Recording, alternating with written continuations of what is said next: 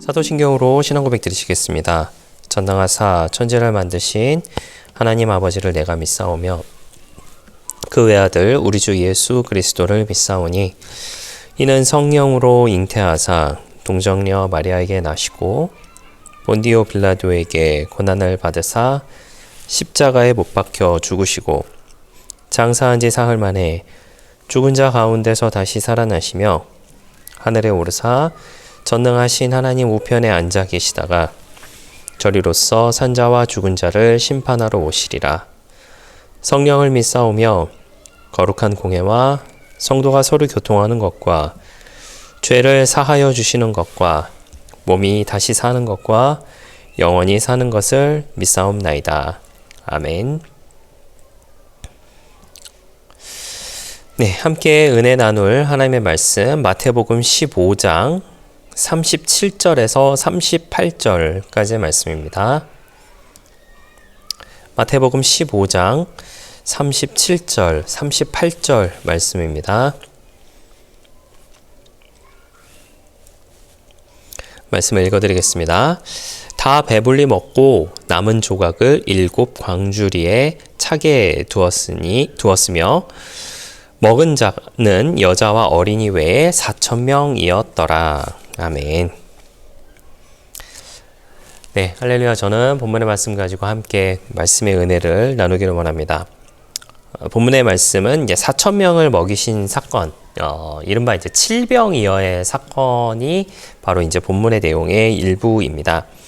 이 내용은 이제 마태복음과 마가복음에 등장을 하게 되는데요. 이 칠병이어의 기적은 이제 오병이어의 기적에서부터 시작해서 연속해서 쭉 이루어지고 있는 사건들의 한 부분이다라고 생각하셔야 되는 것이 맞은 것 같아요. 왜 그러냐면 계속해서 그 말씀이 이어지고 있기 때문이다라고 하는 것이죠. 예수님께서 오병이어의 기적을 통하여서 사람들에게 이제 배불리 먹게 해주시고 난 다음에 이제 바다를 건너가시죠. 바다를 건너가시고 무리를 걸어 오십니다. 그리고 제자들의 믿음 없음을 꾸짖으시고 그 바다 건너편으로 가시게 되죠. 요한복음에는 이제 그 뒤에 사람들이 쫓아오게 되는데 너희가 배부른 까닭이다. 표적을 본 까닭이 아니다. 라고 하는 내용이 등장을 하게 되고요. 그 다음에 많은 사람들의 치유함을 베풀어 주십니다. 그리고 나서 가난 여자 혹은 이제 수로보니게 여자에 대한 믿음을 통하여서 그 귀신 들린 자신의 딸을 치유해 달라라고 이야기하는 그 사건이 등장을 하게 되죠. 그리고 나서 이루어진 사건이 바로 이 칠병이어의 기적 4,000명을 먹이신 사건이 이제 여기서 등장을 하게 됩니다. 전체적인 큰 하나의 흐름에서에 있는 내용 중에 하나라고 보시는 것이 옳습니다. 계속해서 그 내용들이 이어지고 있고 꼬리에 꼬리를 물면서 여러 가지 숨은 메시지들이 그 안에 포함되어 있기 때문이다라고 하는 것이죠. 일단 오병이어의 기적 때 우리가 좀 생각을 해보게 되는 것은 예수님께서는 우리의 필요까지도 채워주시는 분이시고 예수님은 왕으로 오신 분으로서 이와 같은 것을 해결해주는 왕이 없었다라고 하는 그런 내용을 안에 가지고 있습니다. 그러면서 이방 사람들에게도 이제 그 치료함을 통하여서 베풀어 주시는 은혜를 이제 입게 되지요. 어찌됐든 이제 오늘의 본문 말씀만 가지고 이 두 복음서, 마태복음과 마가복음에 등장한다고 말씀을 드렸는데 이 두 복음서에 대한 차이점을 잠깐 말씀을 드리게 되자면은 떡 7개와 물고기 2마리를 동시에 축사를 하셔서 사람들에게 나눠주신 것은 이제 마태복음에 등장을 하게 됩니다.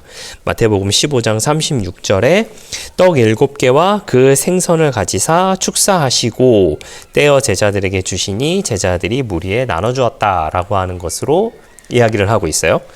그리고 마가복음에는 이 부분이 조금은 다릅니다. 마가복음은 떡과 물고기를 각기 따로 축사해서 나눠주신 거예요. 마가복음 8장 6절에 보면은 예수께서 무리에게 명하여 땅에 앉게 하시고 떡 7개를 가지사 축사하시고 떼어 제자들에게 주어 나누어 주게 하시니 제자들이 무리에게 나누어 주더라.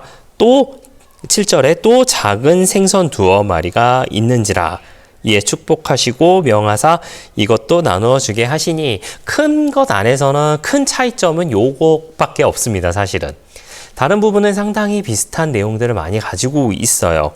예수님을 따르던 그 사람들이 먹을 것이 없게 되니까 사람들에게 떡과 물고기로 인하여서 사람들을 먹이셨다라고 하는 것이 이 주된 내용입니다. 이게 마태복음도 그렇고 마가복음도 그렇고 주된 내용이다라고 하는 것이죠. 그렇다면 이 내용 안에서 우리가 좀 발견해보고 좀 차이를 생각해봐야 될 내용은, 사실은 이 내용 안에서만 등장하는 부분의 차이점이 아니라 오병이어의 그 사건에서의 차이점을 우리가 좀 볼 필요가 있어요. 왜 그런지에 대해서 한번 말씀을 좀 드려보도록 하겠습니다. 오병이어의 그 사건, 우리가 생각을 다시 한번 해보셨으면 좋겠어요. 예수님께서 사람들을 가르치고 있을 때 제자들이 오죠. 이 사람들이 먹을 것이 없습니다. 그럼 너희에게 무엇이 있느냐? 물고기 2마리와 보리떡 5개가 있습니다. 그러면은 그거를 통하여서 사람들을 먹이자라고 해서 이루어졌던 것이 오병이어의 기적의 사건이죠. 자, 그렇다면 칠병이어의 기적, 이른바 이제 칠병이어의 기적이라고 하잖아요. 칠병이어의 기적은 그러면 어떻게 시작을 하느냐? 사실 이 부분이 좀 중요한 부분이다라고 생각을 하게 됩니다. 그런 맥락에서 마태복음에서 시작하고 있는 내용과 마가복음에서 시작하고 있는 내용을 잠깐 좀 소개를 해드려보고자 해요. 마태복음 15장 32절 말씀에 이렇게 이야기하고 있습니다. 예수께서 제자들을 불러 이르시되 내가 무리를 불쌍히 여기노라 하면서 시작을 하고 있어요. 자, 마가복음은 어떻게 시작을 하냐면요. 마가복음 8장 1절에는 이렇게 시작을 합니다. 그 무렵에 또 큰 무리가 있어 먹을 것이 없는지라 예수께서 제자들에게 불러 이르시되라고 시작을 하고 있습니다. 이것이 무슨 차이인가 라고 여러분 생각하실 수 있겠지만은요, 사실은 차이점이 있습니다. 왜 차이점이 있느냐? 그 가운데 안에 숨겨진 여러 가지 메시지 안에 아주 중요한 내용이 그 가운데 숨어 있다라고 하는 것이죠. 자, 그렇다면은 다른 복음서가 아니라 그러면 오병이어의 기적은 그러면 어떻게 되었는가라고 하는 것을 좀 생각하게 되었을 때에 마태복음 14장에 있는 내용을 제가 좀 잠깐 소개를 해 드려보고자 합니다. 14장 15절 말씀인데요. 저녁이 되매 제자들이 나와 이르되 이곳은 빈들이요 때도 이미 저물었으니 무리를 보내어 마을에 들어가 먹을 것을 사 먹게 하소서라고 이야기를 하면서 이 사건에 대한 시작을 알리고 있습니다. 여러분 혹시 차이점을 혹시 발견을 하셨나요? 오병이어의 사건의 시작과 칠병이어의 사건의 시작. 문제 제기를 무엇으로 누가 했느냐라고 하는 것이죠. 먹을 것이 없는 것은 동일한 사건이었습니다. 동일한 것이었어요. 주변에 아무것도 없는 것은 동일한 것이었습니다. 근데 그것에 대한 문제 제기를 누가 먼저 했느냐? 오병이어의 기적 때는 제자들이 먼저를 하게 돼요. 그런데 칠병이어의 기적 때는 누가 먼저 제시를 하느냐면은 예수님께서 제시를 먼저 하신다라고 하는 것입니다. 자, 그것에 대한 이유가 사실은 있습니다. 오병이어의 기적 때의 대상은 누구였냐? 유대인들이었어요. 그곳에 모인 사람들의 주류는 유대인들이었습니다. 반면에 칠병이어의 기적이 일어나고 있었던 그 장소에서의 주된 대상은 누구였냐면 이방인들이었어요. 이 앞전의 일들과 이어진다라고 제가 말씀을 드렸는데, 한번 우리가 그 앞에 무슨 일이 있었는지를 좀 생각을 해보게 된다면, 가나안 여자, 수로보니게 여자가 예수님을 찾아왔을 때에 제자들의 반응이 굉장히 시큰둥했었다라고 말씀을 드렸었죠. 내 딸이 귀신이 들렸습니다. 내 딸을 치유해 주십시오 라고 이야기하는 그 엄마의 간절함에 대해서 제자들이 뭐라고 했냐면은 시끄러우니까 보내세요 라고 이야기를 했었습니다. 기억나시리라 생각합니다. 그런데 예수님께서는 그럼에도 불구하고 그 여자의 믿음을, 엄마의 믿음을 보고 그 딸의 귀신을 쫓아내는 그와 같은 역사를 보여주시게 된다라고 하는 것이죠. 이 부분에서 우리가 생각해 봐야 될 것은, 아직 제자들의 마음속에는, 제자들의 머릿속에는 우리들만이라고 하는 것이 굉장히 강하게 남아있다라고 하는 것이죠. 즉 유대인들만, 우리만 선택받은 민족이다.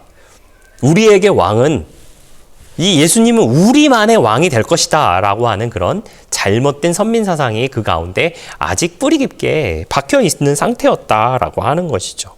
사실은 예수님께서 부활하시고 승천하시고 난 다음에도 아주 조금은 제자들뿐만 아니라 당시 초대 원시교회 사람들의 마음속에도 그와 같은 것이 아직은 자리 잡고 있었죠. 반면에 바울은 이방인들에게 적극적으로 복음을 전함으로 인하여서 그 복음의 씨앗이 뿌려지고 흘러 넘쳐서 우리에게까지 지금 임하고 있다라고 하는 것을 우리가 잘 알고 있는 부분이라 생각을 하게 됩니다. 예수님께서 먼저 문제 제기를 하신 것은 제자들이 그것에 대해서 관심이 없었기 때문이에요. 제자들이 이방인이 굶어 죽던, 이방인이 무엇을 하거나 관심이 없었기 때문이지 않았을까라는 생각을 하게 됩니다. 그럼에도 불구하고 예수님께서 먼저 그것에 대해서 말씀을 하시면서 그 사람들에게 먹을 것을 주신 이유는 당신이 메시아로 오신 것은 유대인들만을 위한 메시아로 오신 것이 아니라 모두를 위한 메시아로 오셨다라고 하는 것을 보여주신 사건이다라고 평가를 할 수 있다라고 하는 것이죠. 사랑하시는 성도 여러분, 우리도 그 메시아가 하나님이시다라고 하는 것을 믿기 때문에, 하나님의 아들이시다라고 하는 것을 믿기 때문에, 나를 위해 죽었다가 3일 만에 부활하셨다라고 하는 것을 우리가 믿기 때문에 신앙생활을 계속해서 이어가고 있는 것이 아니겠습니까? 만약에 그것이 이루어지지 않는다라고 한다면 우리가 신앙생활하는 이유가 없지 않을까라는 생각을 하게 됩니다. 달리 이야기를 하자면 우리는 그런 하나님의 사랑을 입은 사람이다라고 하는 것이죠. 이 예배를 함께하고 계신 여러분은 하나님의 사랑을 받으신 분들입니다. 그리고 저 역시도 하나님의 사랑을 받아서 하나님을 알고 예수님을 알고 성령님을 모시면서 살아가려고 노력하는 것이 우리 모두의 모습이지 않을까라고 생각을 하게 됩니다. 예수님은 유대인과 이방인 상관없이 모두에게 이와 같은 기적을 베풀어 주신 분이셨어요. 예수님은 유대인과 이방인 상관없이 모두에게 구원의 자격을 갖추게 하기 위하여서 십자가를 지셨다라고 하는 것이죠. 그렇다면 여러분, 우리가 우리의 생활 가운데 펼쳐지는 모든 신앙생활뿐만 아니라 우리의 모든 생활을 한번 우리가 돌이켜 생각을 해봤으면 좋겠습니다. 우리는 원래 하나님과 원수된 사이였습니다. 하나님과 원수된 사이였음에도 불구하고 예수 그리스도의 보혈의 피로써 이제는 죄 없다, 의인이다라고 칭함을 받게 되어서 하나님께 나아갈 수 있게 되었다라고 하는 것이죠. 그런데 여러분, 그런 우리가 누구를 미워하고 판단하고 할 그런 자격이 과연 있겠는가라고 해볼 수 있다라고 하는 것이죠. 물론 때로는 마음에 안 드는 사람도 있어요. 때로는 이해가 가지 않는 사람도 분명히 존재합니다. 때로는 그 사람의 행동, 그 사람의 모습을 통하여서 상처를 받을 때도 있는 것이 어쩌면 우리 모두의 모습이지 않나라는 생각을 하게 됩니다. 혹시나 잘못한 것이 있다라고 한다면 그 잘못까지도 감싸고 그 잘못에 대해서 묵인하라라고 말씀을 드리는 것은 아닙니다. 잘못을 했다라고 한다면 그 잘못된 것으로부터 올바른 것으로 가게 하기 위하여서 조언도 하고 또 함께 기도해야 되는 것이 분명히 우리의 모두의 모습일 것입니다. 받아들이는 그 사람도 물론 그와 같은 것을 해야겠죠. 나에게 이런 잘못이 있구나, 내가 이런 모습이 있었구나라고 하는 것을 알게 된다면 그것을 고치려고, 누군가가 나의 이런 모습으로 인해서 상처받았구나라고 하면 그거를 고치려고 하는 것이 우리 모두의 모습이 되어야 할 것입니다. 그런데 여러분, 그 모든 것의 베이스는 분명히 사랑이 있어야 한다라고 하는 것이죠. 왜냐? 예수님께서 저와 여러분을 사랑하셨으니까. 하나님께서 저와 여러분을 사랑하셨으니까. 원수되었던 우리들이지만 그 원수되었던 우리를 사랑으로 갚아주셨으니, 받아주셨으니 우리가 누구를 미워하겠습니까? 미워할 자격이 애초에 우리에게는 없는 것이었다라고 하는 것이죠. 제가 말씀드리는 것에 오해는 없으셨으면 좋겠습니다.